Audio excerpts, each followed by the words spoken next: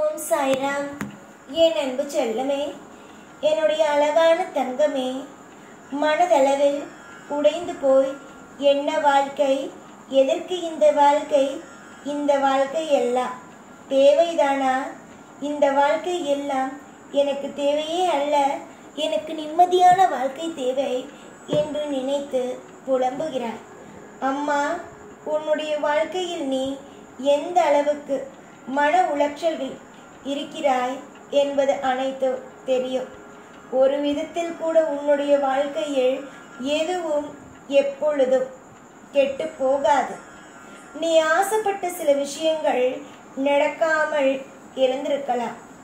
ஆனால் இனிமேல் வரும் விஷயங்கள் உனக்கு இது நடக்காது, இது உன்னுடைய வாழ்க்கையில் கிடைக்காது என்று ஒரு நிமிஷம் கூட உன்னால் சொல்ல முடியாது. எல்லாமும் கிடைக்கும், அது நல்லாவும் கிடைக்கும். ஏற்கனவே உன்னுடைய வாழ்க்கையில் நிறைய முறை நான் அசிரியாக நிறைய வாக்குகளை கொடுத்துள்ளேன்.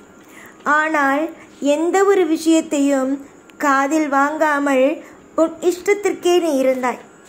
நான் அப்பொழுதே சொன்னேன், உன்னுடைய வாழ்க்கையில் எதெல்லாம் உனக்கு தேவை, எதெல்லாம் உனக்கு தேவை இல்லை என்று.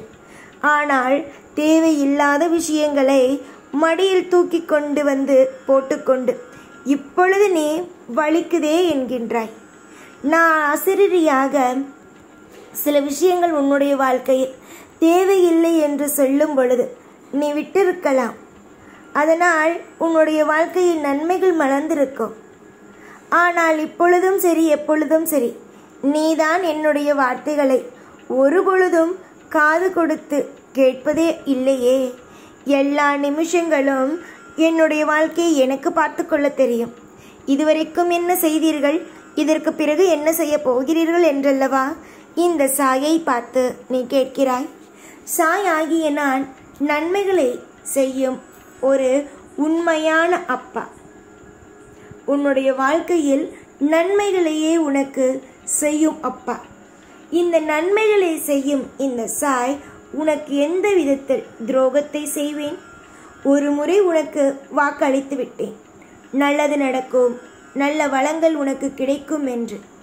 இனிமேல் எந்த ஒரு நிலையிலும் உன்னுடைய வாழ்க்கை உன் கையை விட்டு போகாது. உன்னுடைய வாழ்க்கையில் எல்லாம் நிரந்தரமான, எல்லாம் சந்தோஷமான விஷயங்களும் கிடைக்கும். நிறைய பேர் உனக்கு துரோகத்தை செய்து விட்டார்கள். உன்னுடைய வாழ்வில் துரோகம் செய்தவர்களுக்கு மத்தியில் வாழ்ந்து காட்டினால்தான் அது வாழ்க்கை.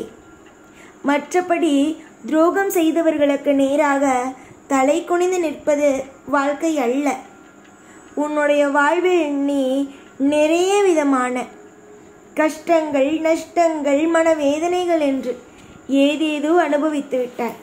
உனக்கு துரோகம் செய்தவர்களுக்கு மத்தியில் நீ வாழ வேண்டும் தானே? உன்னுடைய வாழ்க்கை செழிக்க வேண்டும் தானே?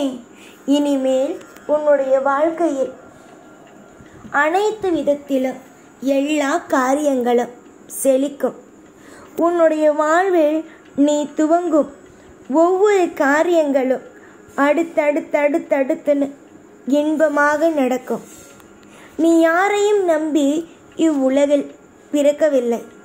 உன்னுடைய வாழ்க்கையை பொறுத்த வரைக்கும் உன்னை நம்பிதான் நீ பிறந்தாய். ஆனால் மற்றவர்கள் நினைக்கிறார்கள் நீ எப்பொழுதும் மற்றவர்களை நினைத்து நீ எப்பொழுதுமே வாழ்கிறாய் என்று.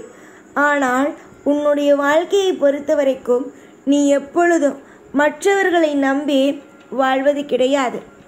உன்னை நம்பியும் உன்னுடைய வாழ்க்கையில் நீ என்னென்ன விஷயங்களை எல்லாம் செய்ய வேண்டும் என்று நினைக்கிறாயோ அதை செய்வதற்காக பிறந்த பிள்ளைதான் நீ. நல்ல காலம் பிறக்கும் அம்மா. எல்லாவற்றுக்கும் வாழ்க்கையில் திருப்தி என்ற ஒன்று கிடைக்கும். பல பேருக்கு வாழ்க்கையில் நல்லது செய்திருக்கும் இந்த சாயாகிய நான் உன்னுடைய வாழ்க்கையிலும் இன்பத்தை சேர்ப்பேன். உன்னுடைய வாழ்க்கையில் எது நல்லது, எது கெட்டது, எந்த விஷயம் செய்ய வேண்டும், எந்த விஷயம் செய்யக்கூடாது, இப்படி ஏகப்பட்ட விஷயங்கள் எனக்கு தெரியும். எதுவும் தெரியாமல் இந்த காரியத்திலும் இறங்குபவன் நான் அல்ல. என்னுடைய பிள்ளைக்கு எது நல்லது, என்னுடைய பிள்ளைக்கு எது சரியான ஒரு வழி, எது நேர்மையான வழி, எந்த வழியில் போனால் என்னுடைய பிள்ளை சிறப்பாக ஒரு வாழ்க்கையை அமையும் என்பது எல்லாம் எனக்கு தெரியும். என்னுடைய பிள்ளைகளுக்கு தகுந்தது மாதிரியே எல்லா விஷயத்தையும் நான் எல்லா ஏற்பாடுகளையும் செய்து வைத்திருக்கிறேன். கூடிய சீக்கிரம் என்னுடைய அனைத்து விஷயங்களையும் புரிந்து கொள்வாய். இதுவரைக்கும் வேண்டுமானால் நீ எதையும் புரிந்து கொள்ளாமல் இருக்கலாம். ஆனால் கூடிய விரைவிலேயே என்னுடைய அனைத்து திட்டங்களையும் நீ புரிந்து கொள்வாய். வரிசையாக உன்னுடைய வாழ்வில் நலமும் வளமும் எல்லாமும் உனக்கு படிப்படியாக முன்னேறும். நீ சாதாரணமாக எல்லாம் தெய்வத்தை வணங்கவில்லை. தெய்வமே கதி, தெய்வமே அனைத்தும் என்று வாழ்கிறாய். இப்படி வாழும் உன்னை யாராவது கைவிடுவார்களா? எந்த தெய்வத்திற்காவது கைவிட வேண்டும் என்ற ஒரு எண்ணத்தை தோன்றுமா? நீ சாதாரணமாக சில பேர் கோவிலுக்கு வந்தால் கையெடுத்து கும்பிட்டு அவர்களுடைய ஆசைகளை சொல்லிவிட்டு போவார்கள். அதைவிட வசதியாக இருப்பவர்கள் பூ பழம் பூஜைக்கு தேவையானது என்று சொல்லி செய்துவிட்டு போவார்கள். இப்படி ஒவ்வொரு வகை. ஆனால் நீ எனக்கு எப்பொழுதுமே மனதுக்கு நெருக்கமாக வந்து நின்று உன்னுடைய வாழ்க்கையில் நீ செய்த தவறு, உன் குடும்பங்கள் செய்த தவறு, உன்னுடைய வாழ்க்கையில் நீ என்னென்ன விஷயங்களை செய்ய வேண்டும் என்பது, உன்னுடைய வாழ்க்கையில் யாரெல்லாம் தடையாக இருக்கிறார்கள் என்பதையுமே நீ என்னிடம் சொல்லி அழும் பொழுது எந்த தெய்வத்திற்கு மனம் இறங்காது. எனக்கு மனம் இறங்கிவிட்டது. உன்னுடைய வாழ்க்கையில் நீ அவ்வளவு கஷ்டப்படுகிறாய் என்று தெரிந்து மனம் இறங்கி உனக்கு நான் எல்லா விஷயத்தையும் செய்ய முடிவெடுத்து விட்டேன். இனி உன்னுடைய வாழ்க்கையில் இனிமேல் உன்னை காக்க வைக்க வேலையே அல்ல, எல்லாம் சிறப்பாக நடப்பதற்கான வேலைதான். தயாராகு. உன்னுடைய விசேஷத்திற்காக, உன்னுடைய வாழ்க்கையில் உன்னுடைய விசேஷத்திற்காக தயாராகு. உன்னுடைய வாழ்வில் எல்லாமும் செழிப்பாகவே இருக்கும். உன்னுடைய வாழ்வில் எல்லாமும் அற்புதமாகவே இருக்கும். கவலைகளை மறந்துவிட்டு சந்தோஷமாக இருங்கள்.